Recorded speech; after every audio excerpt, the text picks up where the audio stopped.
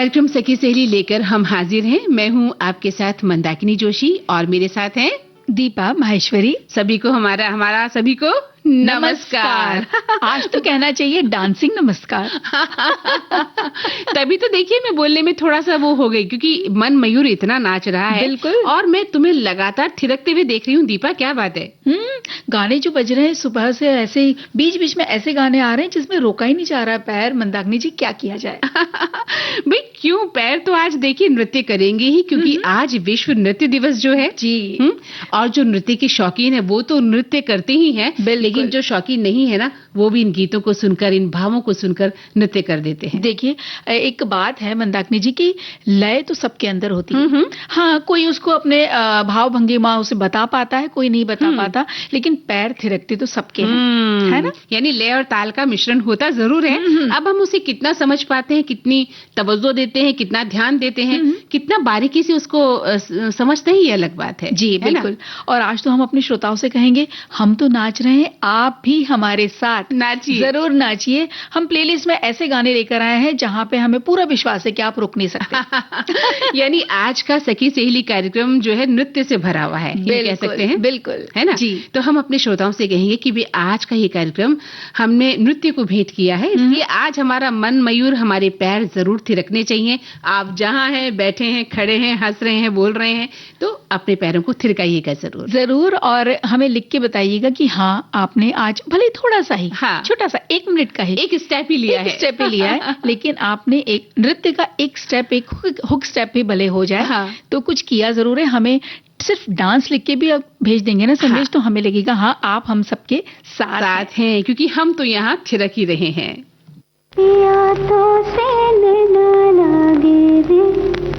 नैना लागे रे, जाने क्या हो अब आगे रे।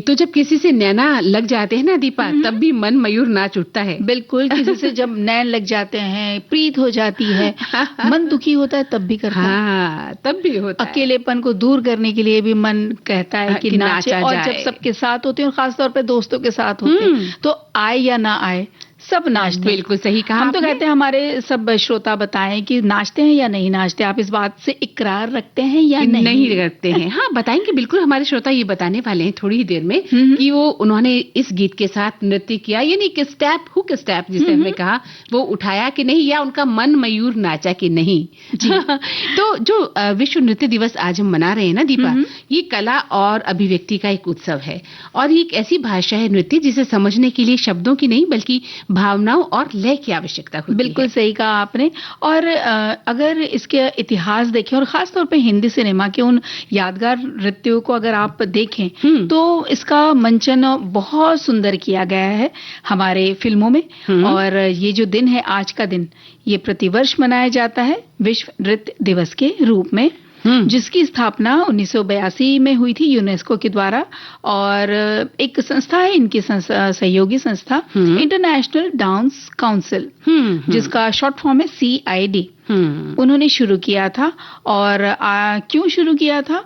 आधुनिक बैले के जो महान नृत्यक हैं जॉर्जेस नोम्ब्रे, बिल्कुल, इनके जन्मदिन की स्मृति में इस दिन को चुना गया था। बिल्कुल सही कहा। और इस दिन का जो मुख्य उद्देश्य है वो भी यही है कि डांस के प्रति लोगों को जागरूक करना और दुनिया भर के जो विभिन्न नृत्य हैं उनको सम्मान देना, चाहे वो राजनीति, सांस्कृतिक या भाषाई बाधाओं को पार करके नृत्य के माध्यम से एकजुट सभी को करना इस दिन का खास उद्देश्य है।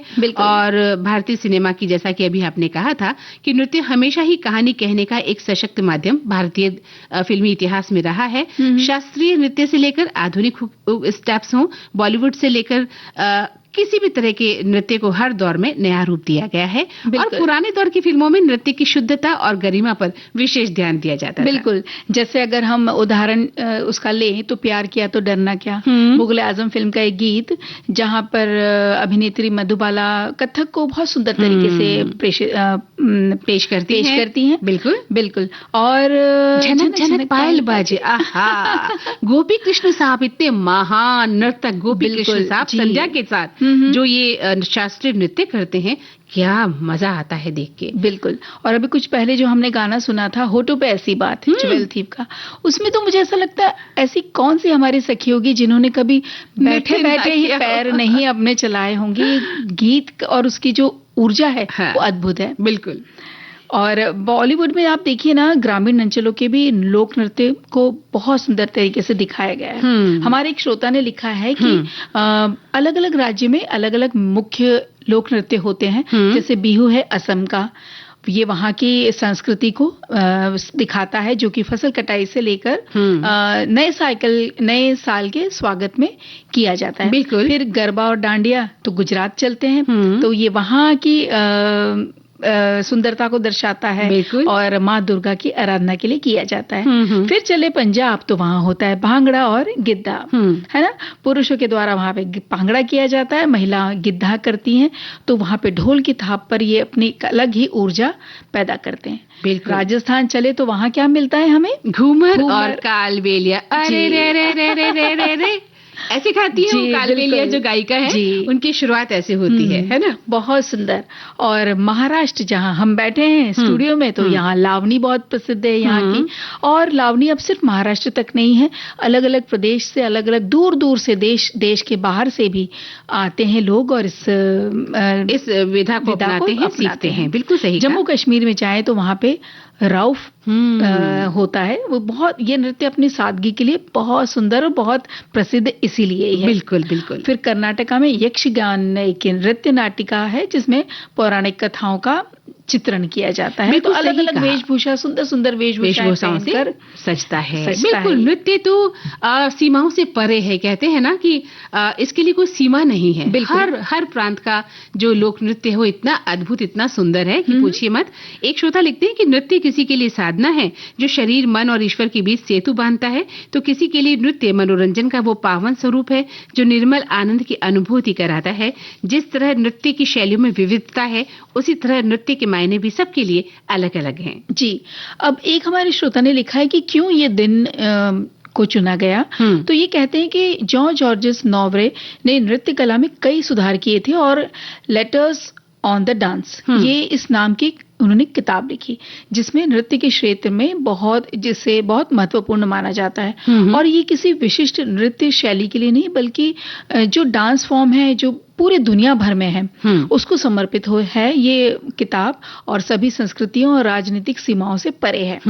और इसीलिए इस दिन को माना जाता है। और साथ में आज के दिन बहुत सारे सांस्कृतिक कार्यक्रम होते हैं, नृत्य प्रदर्शनियां होती हैं, वर्कशॉप्स चलाए जाते हैं और धूमधाम से मना रहे हैं। तो हमारे श्रोता भी मना रहे हैं या नहीं, ये तो उन्हें बताना है। थोड़ा सा हमें सब्र रखना होगा दीपा।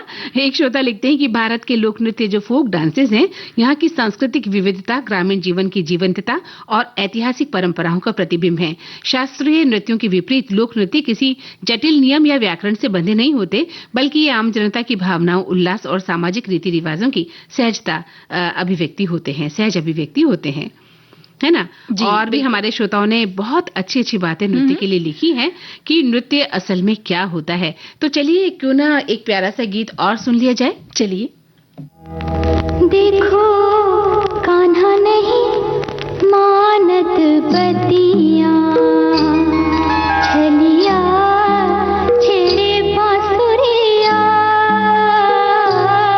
देखो कान्हा नहीं मानत बतिया, छलिया छेड़े बांसुरिया। देखो कान्हा नहीं मानत बतिया।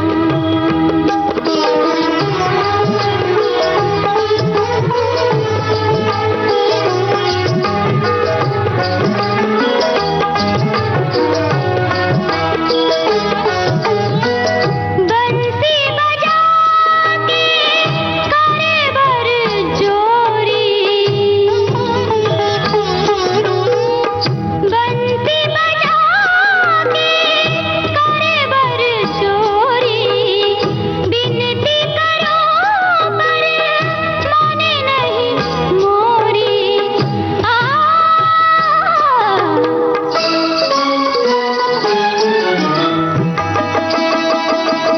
देखो देखो रोके हमारी डगरिया, छलिया छेड़े बांसुरिया।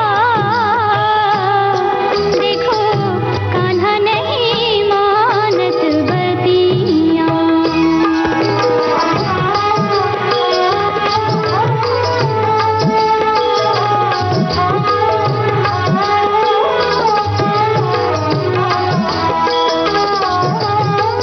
जमुना पे आई भरन गगरिया,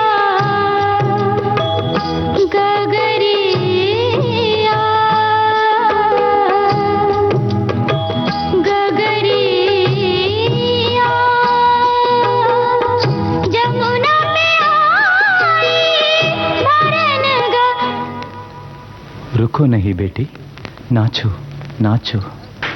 नीर भरत जमुना तट पर जब भर भर नीर उठाई गगर, सब डगर चलत मोहे छेड़त लंगर। हट जाओ जी कुंवर फुट जात गगर, मोहे छोड़ छोड़ माधव माधव माधव। मोहे छोड़ छोड़ माधव माधव माधव। मोहे छोड़ छोड़ माधव माधव माधव। जमुना पे आई भरन गगरिया, मैं तो भोली श्यामा गुजरिया।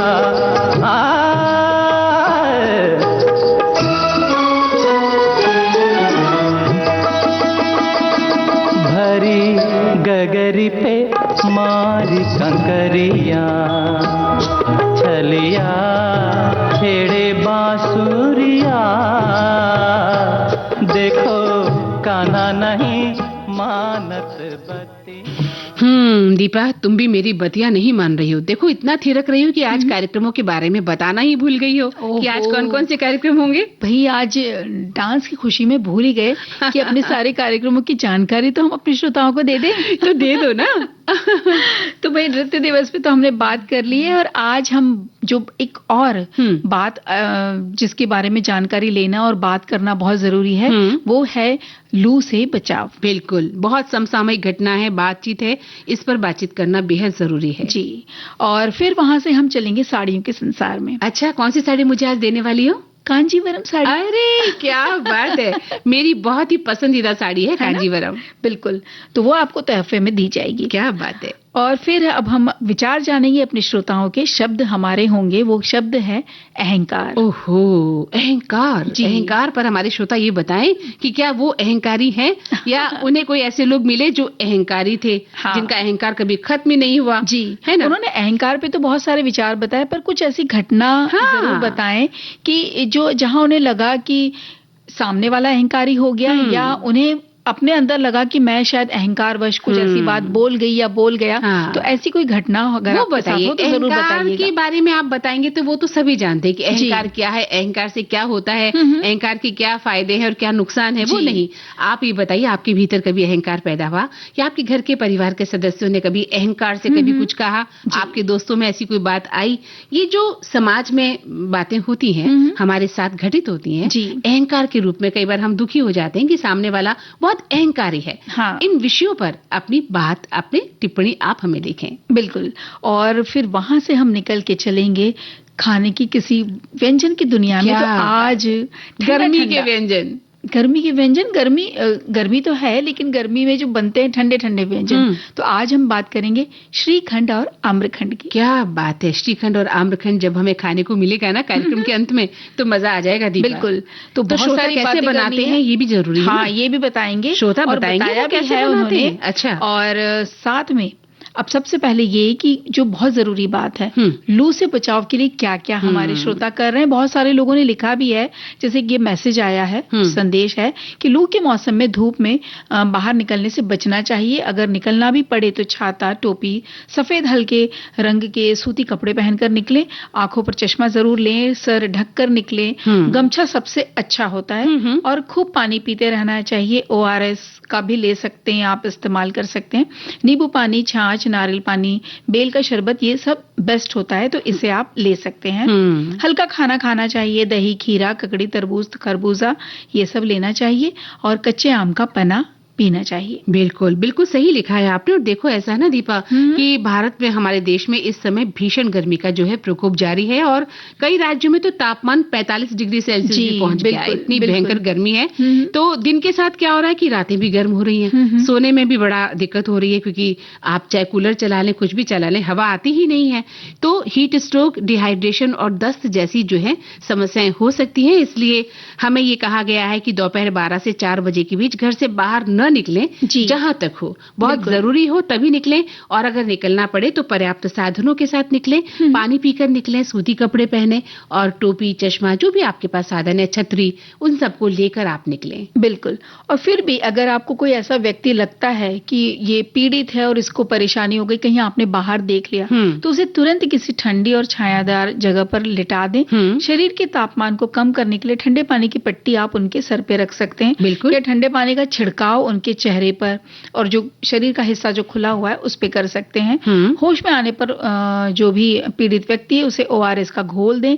कच्चे आम का पना या नींबू पानी आप उन्हें दे सकते हैं। और अगर बहुत ज्यादा स्थिति गंभीर हो तो आप तुरंत डॉक्टर से या किसी अस्पताल से संपर्क करें। ऐसा एक संदेश भेजा है। बिल्कुल सही कहा इन्होंने। क्या होता है ना दीपा, कई बार हम मरीज की हालत गंभीर होती है, फिर भी हम देसी इलाज या घरेलू इलाज करते हैं। तो ऐसी स्थिति में हमें चिकित्सक के पास जाना जरूरी है। हाँ, जो रूटीन की जो हमारी प्रक्रिया है उसमें ध्यान रखें कि आप ज्यादा से ज्यादा पानी पिए, नींबू पानी पिए, छाछ है, लस्सी है, आम का पाना है। भले ही प्यास नहीं लग रही, फिर भी हमें पानी और तरल पदार्थ पीते रहने चाहिए, है ना। दूसरी बात ये कि खान पान में आपको बदलाव करना होगा। हल्का भोजन करें, गरिष्ठ भोजन इन दिनों नहीं करें।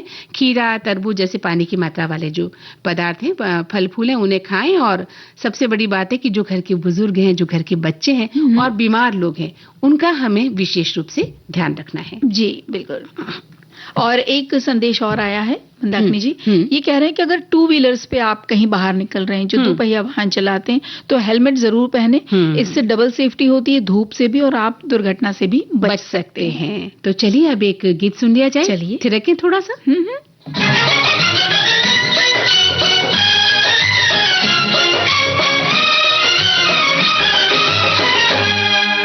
झुमका गिरा रे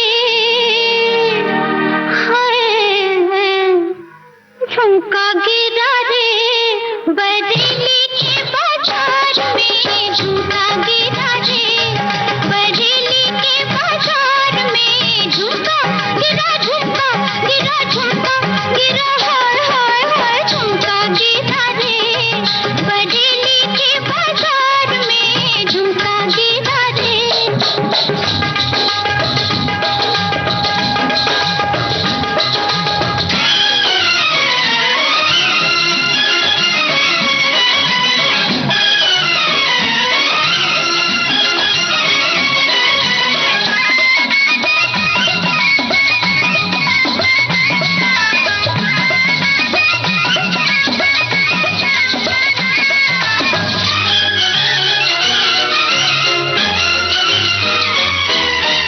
सैया आए नैन झुकाए घर में चोरी चोरी,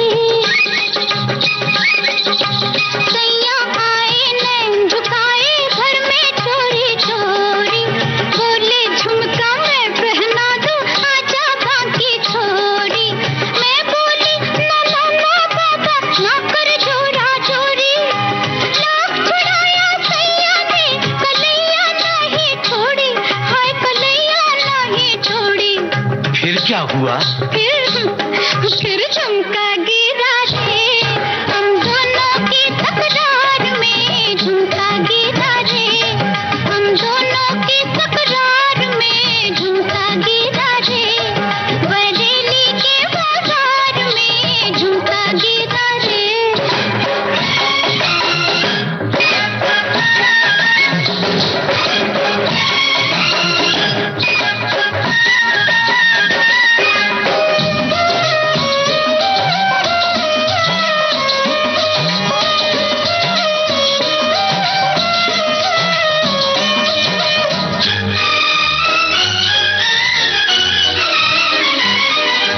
घर की छत पे मैं खड़ी गली में दिल पर जानी,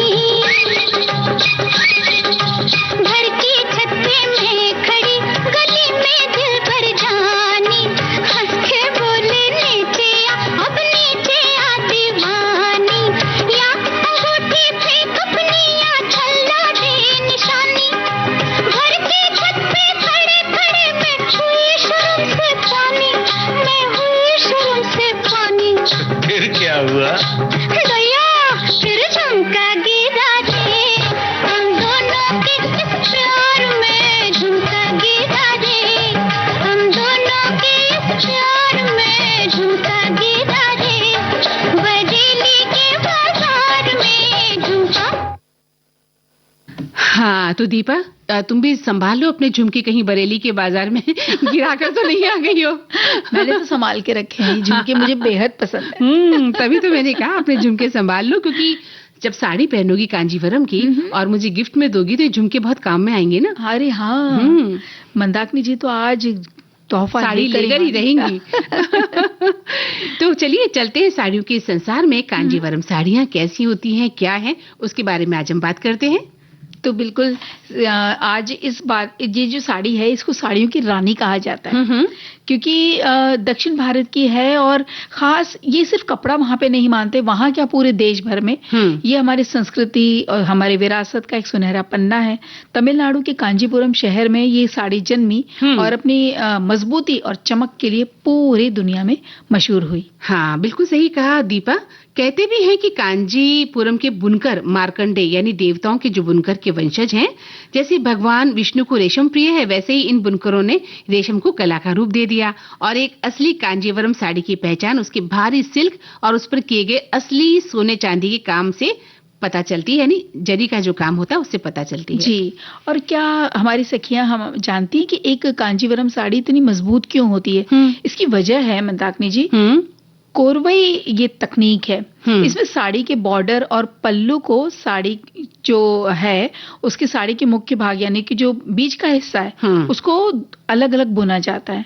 फिर उन्हें इतनी सफाई से जोड़ा जाता है कि अगर साड़ी फट भी जाए तो उसका जो जोड़ है वो कभी नहीं खुलता। अच्छा, मतलब साड़ी हो गई जो बीच का हिस्सा है, दोनों तरफ बॉर्डर होते हैं, बॉर्डर अलग बुने जाते हैं, बीच का हिस्सा जो बॉडी है वो अलग होता है। बाद में उसको हाथों से बुना जाता है और पल्ला भी बाद में अटैच किया जाता है। पता नहीं चलता है साड़ी को देखकर कि इस तरह से उनको जोड़ा गया है। जी बिल्कुल, यही तो उसकी खासियत है ना। और कांजीवरम साड़ियों में डिजाइन जो है अक्सर आप देखेंगे तो वहाँ के मंदिरों की वास्तुकला से बहुत प्रेरित दक्षिण होते हैं। भारतीय जो मंदिर है तो इसमें आप बहुत सारी सुंदर सुंदर आकृतियां देख सकते हैं, जैसे चमेली की कली का सुंदर चित्रण। अच्छा। फिर मंदिरों के विशाल जो दरवाजे होते हैं उसके डिजाइन आप देख सकते हैं, या जंगल के दृश्य जिसमें हाथी, मोर, शेर ये सब भी बने होते हैं। कभी कभी इसमें पारंपरिक और पवित्र भी डिजाइन होते हैं, जैसे रुद्राक्ष है या मंदिर का कोई बनावट की जो है बॉर्डर में वो चीजें शामिल की जाती हैं। हाँ, ये बात तो सही है दीपा। और इन साड़ियों की चमक भी इतनी गहरी होती है कि सूरज की रोशनी पड़ते ही ये खिल उठती हैं। और अक्सर इनमें जो है कंट्रास्ट जो रंगे हैं, कंट्रास्ट रंगों का प्रयोग होता है। जैसे गहरी हरी साड़ी के साथ लाल बॉर्डर होगा, सुनहरे पल्लू के साथ बैंगनी रंग होगा। जी बिल्कुल। और एक बात और ध्यान रखने की है कि आजकल मार्केट में आर्ट सिल्क के नाम पर बहुत कुछ मिल रहा है, लेकिन असली कांजीवरम की पहचान के लिए ये बात बहुत जरूरी है। कैसे जाने हम? तो अगर आपको ये जानना है तो कांजीवरम में रेशम के धागे पर चांदी का तार लपेटा जाता है और फिर उस पर सोने की पॉलिश होती है। अच्छा। तो अगर आप जरी के धागे को जलाकर देखेंगे तो अंदर से लाल रेशम निकलना चाहिए, तब पता चलता है कि ये असली कांजीवरम की साड़ी है। जी। और इसका वजन भी जो है इसमें शुद्ध रेशम और धातु का काम होता है, इसलिए ये साड़ियाँ काफी भारी भी होती हैं। और हमेशा सिल्क मार्क का लोगो लेकर देख कर के ही ये साड़ी ली जानी चाहिए, क्योंकि भाई बाजार में तो हमें मिलेगा, हमें नहीं पता, और हम वहां पे हर बार इसको ऐसा तो नहीं कि जला के धागा देखेंगे, वो सब हम नहीं कर पाएंगे। तो बहुत जरूरी, इस तरह की अगर आपको छोटी छोटी बातें पता होंगी तो आप समझ जाएंगे कि ये शुद्ध सिल्क है या जो आर्ट सिल्क के नाम पर बेचा जाता है। तो एक तो सबसे बड़ी बात यह है दीपा कि हमें जो विश्वसनीय दुकान है उसी पर जाकर खरीदारी करनी चाहिए। जी बिल्कुल। और संदेश तो अभी हम नहीं ले सकते क्योंकि अंतराल का समय हो गया है। चलिए पहले लेते हैं।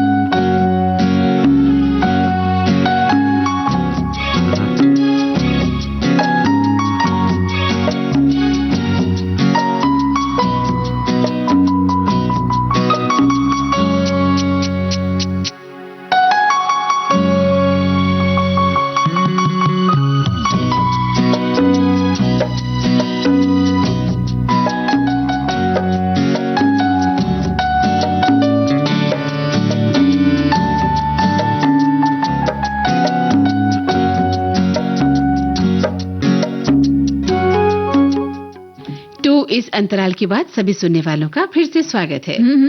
और हमारी सखियों से हम जानना चाहते हैं कि आपने कोई किसी तरह की कोई शैली का डांस सीखा है, कभी किया है, या कभी कोई वर्कशॉप 1 या 2 दिन के भी आजकल होने लगे हैं, क्या उन्होंने वो कभी उसमें शामिल हुई हैं? तो जरूर बताइएगा। साथ में देखिए, एक हमारे श्रोता ने लिखा है कि हमने कभी डांस की कोई ट्रेनिंग नहीं ली है, लेकिन शादी विवाह पर अक्सर हमने कई बार डांस किया। तो देखिए, श्रोता भाइयों के लिए भी प्लेलिस्ट में आज एक गाना है। हाँ बिल्कुल है। शर्त ये है कि अगर वो हमें डांस लिख के भेजेंगे और वो इस बात का वादा करेंगे कि वो 1 मिनट के लिए ही सही उठ के थिरकेंगे, तो हम उनके लिए वो गाना जो उनके लिए चुना है खास तौर पे जरूर बजाएंगे। बिल्कुल सही कह रही हो दीपा, लेकिन मुझे लगता है कि हम अपने जो है ना श्रोताओं से, खासतौर से जो पुरुष हमारे श्रोता हैं, उनसे ये तो पूछ लें कि क्या उन्होंने कभी कोई नृत्य की पारंपरिक शिक्षा ली है, लोक नृत्य की या शास्त्रीय, क्योंकि बहुत सारे हमारे जो पुरुष नर्तक हुए हैं बहुत अच्छा डांस करते हैं। तो हम जो हमारे श्रोता मित्र हैं उनसे हम जानना चाहेंगे कि क्या उन्होंने अपने जीवन में कभी भी बचपन से लेकर अभी तक कोई नृत्य विधा में काम किया है या उसका अनुभव है, तो वो भी हमें लिख कर भेज सकते हैं। बिल्कुल, जरूर है जरूर। ना? बहुत इसमें तो बहुत आनंद आएगा और हमारे लिए भी एक जानने के लिए उत्सुकता बढ़ रही है। हाँ, है कि ना, वो कि क्या उन्होंने अब क्या डांस संदेश सीखा, आने वाला हाँ, है। क्या आने वाला है। और देखो, एक श्रोता लिखते हैं कि मुझे डांस बहुत ज्यादा नहीं आता, लेकिन आज सुबह योगा क्लास में मैंने थोड़ा सा डांस जरूर किया था। मुझे ये भी पता नहीं था कि आज इंटरनेशनल डांस डे है।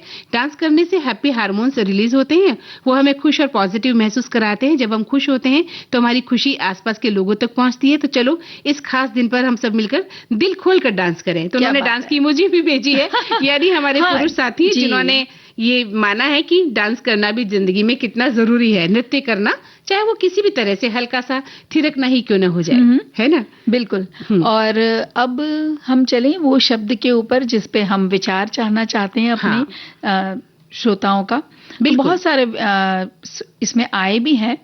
एक विचार ये है कि शब्द हमारे विचार, आपके अहंकार या अभिमान, ये दो प्रकार का मुख्य रूप से होता है। और इस दृष्टिकोण से स्व में जो हो उसे स्वाभिमान, और जो स्वयं में ही हो उसे अहम के अतियोग के कारण उसे अहंकार कहा जाता है। स्वाभिमान का ही परिवर्धित स्वरूप है, क्योंकि इन दोनों के बीच एक हल्का सा ही पर्दा भर हुआ होता है।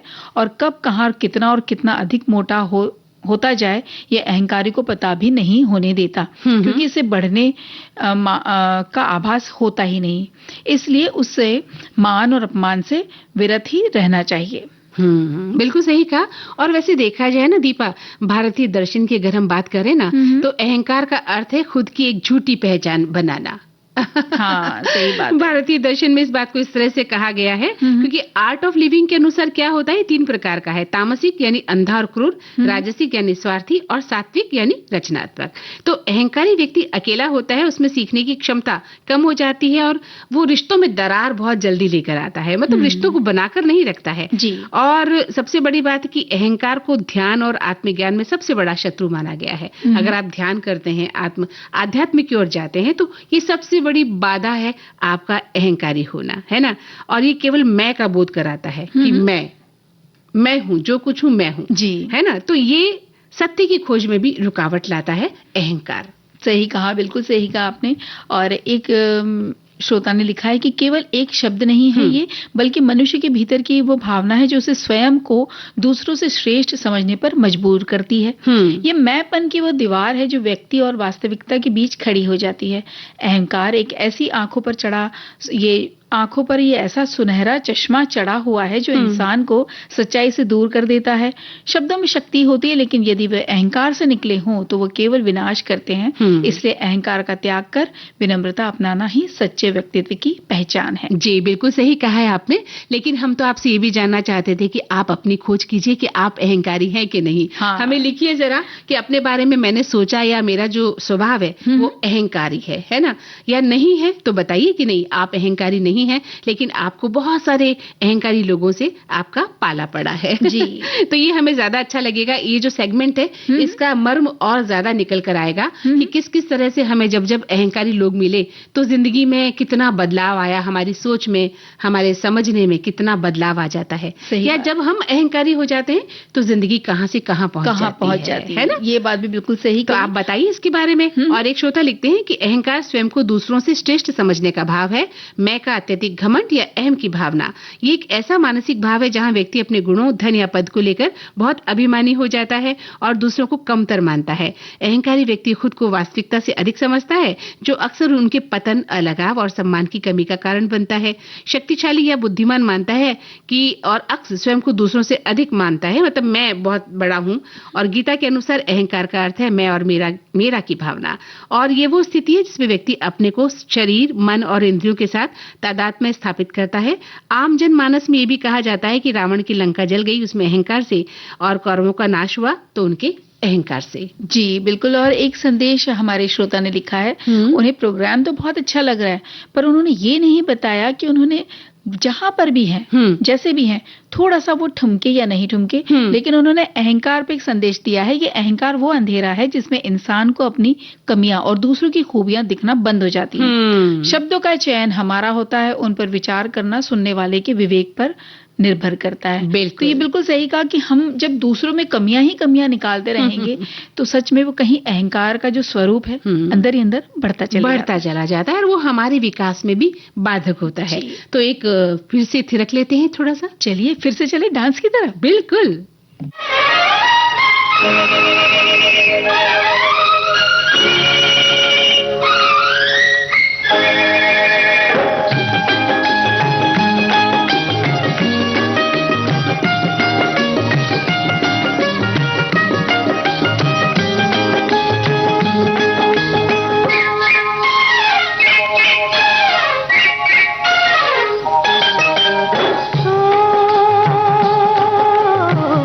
तुमको पिया दिल दिया कितने नाज से ओ नैना लड़ गए भोले भाले कैसे दगाबाज से ओ तुमको पिया दिल दिया कितने नाज से ओ नैना लड़ गए भोले भाले कैसे दगाबाज से ओ तुमको पिया दिल दिया कितने नाज से ओ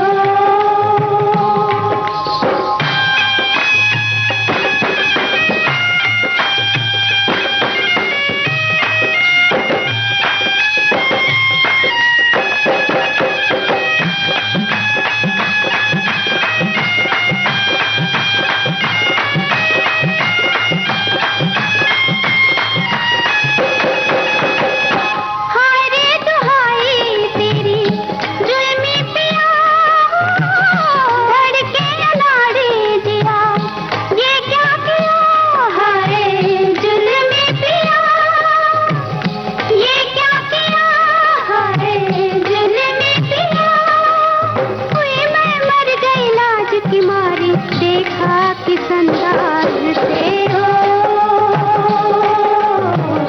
तुमको पिया दिल दिया कितने नाज से ओ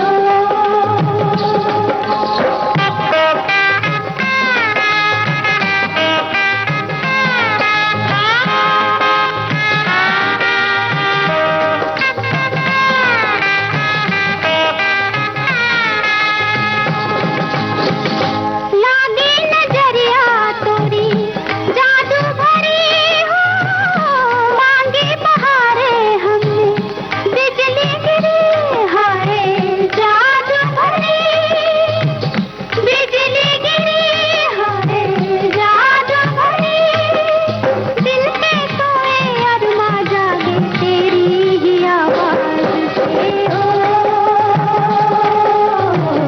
तुमको पिया दिल दिया कितने नाज से ओ नैना लड़ गए भोले भाले कैसे दगाबाज से ओ तुमको पिया दिल दिया कितने नाज से ओ आएगी जरूर पता है, अब हम आपकी चिट्ठियों के इंतजार में हैं, क्योंकि वो जमाना वापस आ रहा है जब आपकी फरमाइशी चिट्ठियां आती थीं विविध भारती में। चिट्ठी आई है चिट्ठी आई है और हम सुनवाते थे आपके मनचाहे गीत। पल पल दिल के विविध भारती पर वापस आ रहा है आपका पसंदीदा कार्यक्रम मनचाहे गीत। 2 मई से हर शनिवार और रविवार दोपहर 3 बजे। हम इंतजार करेंगे तो फटाफट पोस्ट कार्ड लीजिए, लिखिए अपनी फरमाइश और भेज दीजिए इस पते पर। मनचाहे गीत कार्यक्रम विविध भारती राष्ट्रीय सेवा, पोस्ट बॉक्स नंबर 19,750, मुंबई 400091। मनचाहे गीत विविध भारती राष्ट्रीय सेवा, पोस्ट बॉक्स नंबर 19750, मुंबई 400091। आपकी चिट्ठियों का हमें इंतजार है। खत लिख दे मंदाकिनी जी, एक संदेश आया है कि कहीं कहीं पे हमें देखने मिलता है कि अहंकार उस व्यक्ति में, कोई व्यक्ति में, उन्होंने नाम नहीं लिखा है, मतलब बता भी नहीं सकते, कि उसमें कूट कूट कर भरा होता है। अक्सर हम जहाँ जॉब करते हैं, चाहे वो गवर्नमेंट जॉब हो या प्राइवेट, वहाँ हम कई अपने सीनियर्स या कई उच्च अधिकारियों में ये हमें देखने को मिलता है। चाहे वो 100% गलत हो, पर उनके अहंकार के कारण सही साबित करने की कोशिश करते हैं। इनका ये अनुभव है कि ऐसे कई सीनियर से मेरा सामना हुआ है और ऐसे कई सीनियर्स आए और गए, लेकिन मैंने अपने कार्य शालीनता से हमेशा किया है। बहुत अच्छी बात है अगर आपने ऐसा किया है। वहीं एक श्रोता लिखती है कि मैं तो कतई अहंकारी नहीं हूँ, मैं तो सबके सामने हर तरह से कम ही समझती हूँ। ये भी नहीं होना चाहिए कि आप अपने आप को किसी से कम समझें, नहीं समझना है, तुलना करनी ही क्यों है। हाँ, बिल्कुल सही कहा आपने। और नृत्य की जो बातें हो रही है ना, तो हमारी एक श्रोता ने लिखा है कि सुधा चंद्रन की जो फिल्म को हम कैसे भूल सकते हैं, नाचे मयूरी, वो तो उनके ऊपर ही वो फिल्म थी, बनाई गई सुधा थी चंद्रन के ऊपर, और बहुत सुंदर फिल्म। और गाना हमने दिन में सुनाया है, लेकिन आज तो हमने उस गीत को नहीं लिया, लेकिन सुबह से गाने ऐसे ही बज रहे हैं, ऐसे ही बज रहे हैं। दीपा मेरी एक फ्रेंड है, उन्होंने भी देखी लिखा है कि देखिए ना, हम भी नृत्य करते हैं, मंदाकिनी जी, दीपा जी, और आपके सुनाए गीत पर मैं नृत्य कर रही हूँ। उन्होंने एक वीडियो भेजा है जिसको अभी हम बाद में देखने वाले हैं। वो बता रही है कि देखिए, हाँ, आपने जो गीत बजाया उस पर मैंने नृत्य किया, और वो करती भी बहुत सुंदर है नृत्य। हमें आप पर पूरा विश्वास है कि आपने नृत्य किया होगा।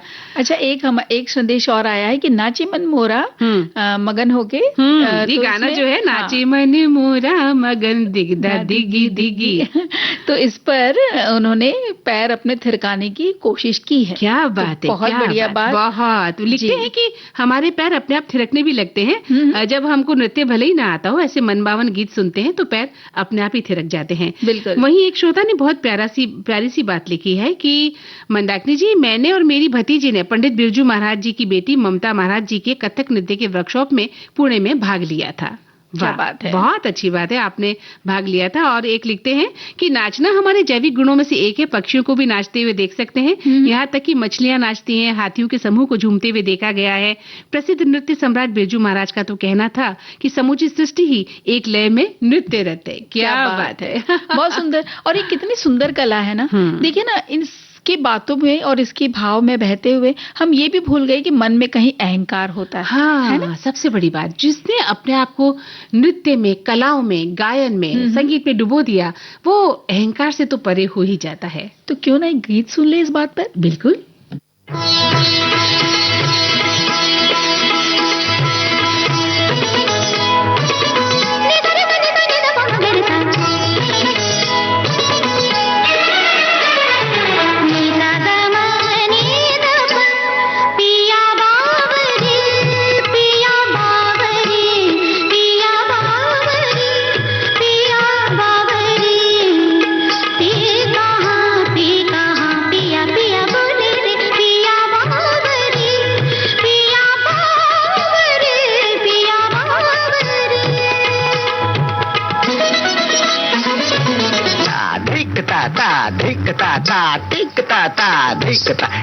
नंदन बन छुम छनन तछुम तछुम तत्गत सिधा लिए रंग सब सखा संग मन में उमंग गति तुमंग था खेलत भुज मेलत लपट झपट राधा ललिता चंद्रा बलि दियो बोर रंग घोर सर बोर बनवारी मैं हारी जा जारी, मैं हारी जा जारी, मैं हारी जा जारी।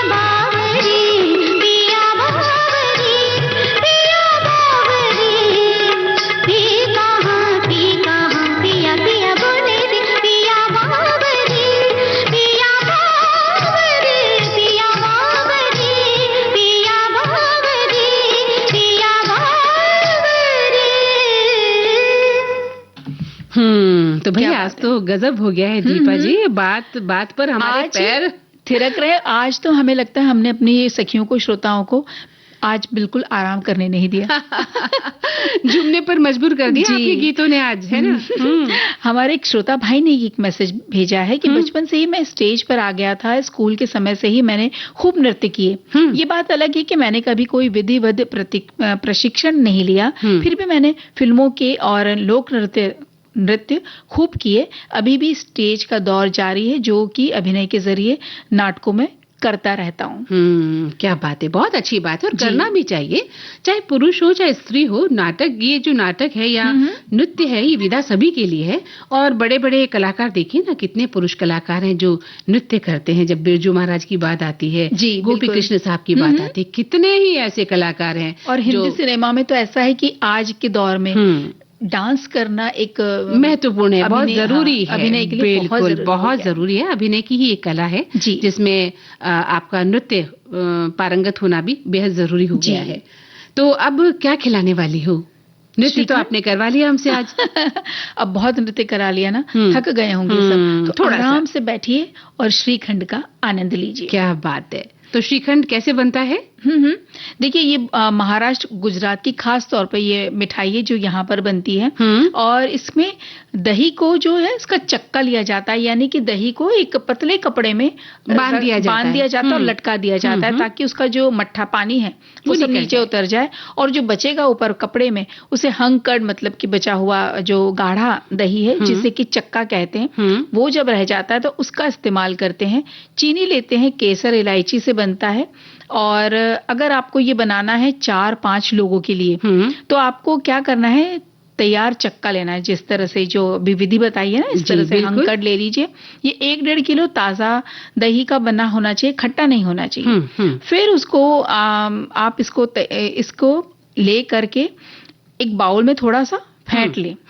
फिर इसमें 1 कप, अगर आप आम का बनाना चाहते हैं तो आम का 1 कप आम का पल्प डालना पड़ेगा। आधा कप पिसी चीनी, लेकिन हमें लगता है आधा कप नहीं, अगर 1.5 किलो लेते हैं तो कम से भी कम 750 ग्राम, 1 किलो के करीब चीनी लेनी होगी। अच्छा। और स्वाद के अनुसार आप इसमें थोड़ा सा इलायची पाउडर डाल दीजिए, केसर भी आप इसमें मिला सकते हैं। तो इस तरह से चक्का ये बन तो बहुत जल्दी जाता है। अगर आपके पास चक्का है दही का, तो बस आपको उसको फेंटना है।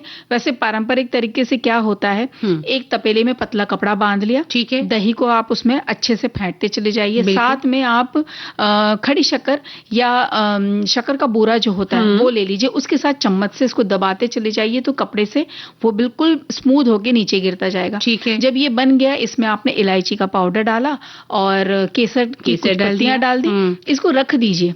4-5 घंटे अच्छे से फ्रिज में ठंडा होने दीजिए। आपका ये जो श्रीखंड है तैयार है। फिर भी अगर आपको और स्मूथ चाहिए तो कहीं कहीं हमने देखा है कि जो क्रीम है, वो दूध की जो क्रीम होती वो थोड़ा सा डाल देते हैं, अगर आप उसको थोड़ा सा क्रीमी टेक्सचर देना चाहते हैं, अगर घर में मेहमान आ रहे हैं। ठीक है। वरना आप इस तरीके से भी बिना क्रीम के भी खा सकते हैं। और जब हम उसमें आम का पल्प मिला देते हैं तो वो आम्रखंड बन जाता है। जी, अरे वाह, क्या बात है। तो बहुत ही स्वादिष्ट ये व्यंजन है और इसे हम खाते भी हैं और साथ में ये लोक नृत्य भी सुन लेते हैं। चलिए। Ghoomar Ghoomar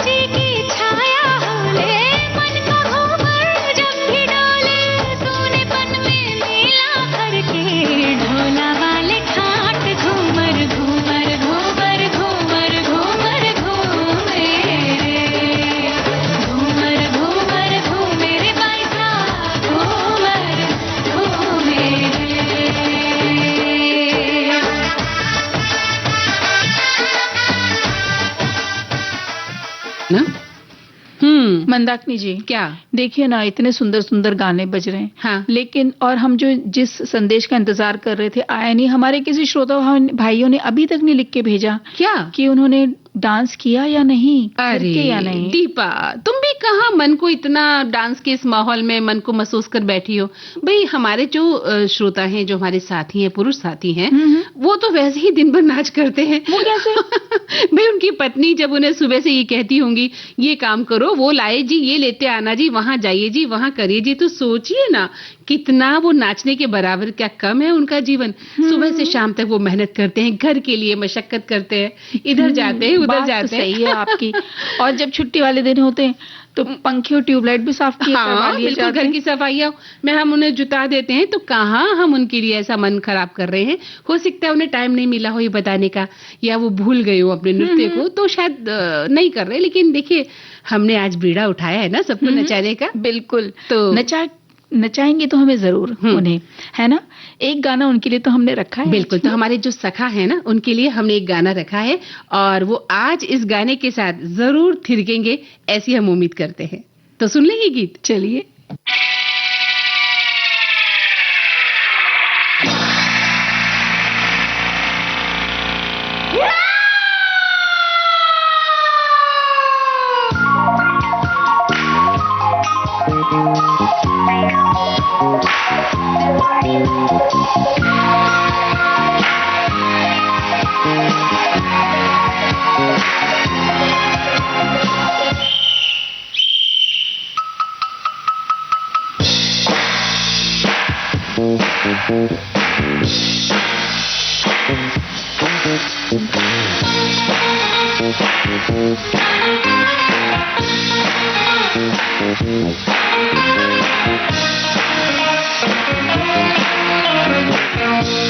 Will you sing with me?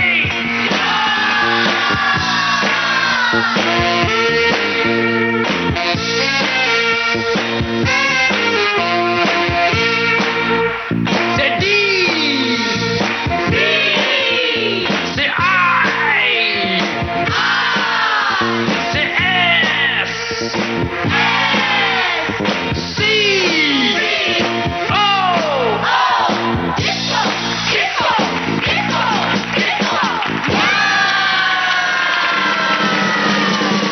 I am a disco dancer. I am a disco dancer. I am a disco dancer. जिंदगी मेरा गाना, मैं इसी का दीवाना। तो झूमो, तो नाचो, और मेरे साथ नाचो। Go! I am a disco dancer. Hey! I am a disco dancer.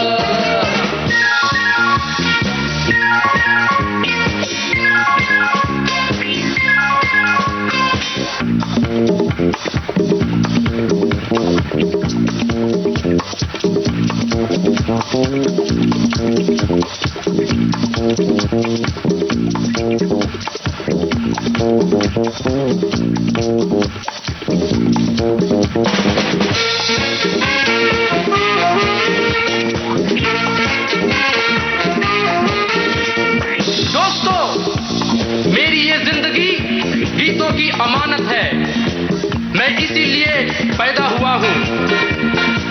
ये लोग कहते हैं मैं तब भी गाता था जब बोल पाता नहीं था। ये पाँव मेरे तो तब भी थिरकते थे जब चलना आता नहीं था।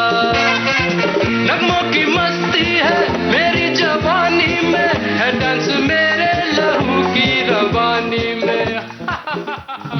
तो भाई देखा तुमने दीपा, आज तो हमने बहुत हंस लिया, बोल लिया, बहुत ही नाच लिए, मन मयूर नाच उठा है। एकदम मन हल्का भी हो गया। होलका हो गया है ना। हाँ, तो हम जी। उम्मीद करते हैं हमारे श्रोता जितने भी हैं, हमारी सखियां, हमारे सखा, उनका भी मन आज हल्का हो गया होगा। इसी उम्मीद के साथ अब कार्यक्रम समाप्त करने की मंदाकिनी जोशी और दीपा माहेश्वरी को दीजिए इजाजत। नमस्कार। नमस्कार।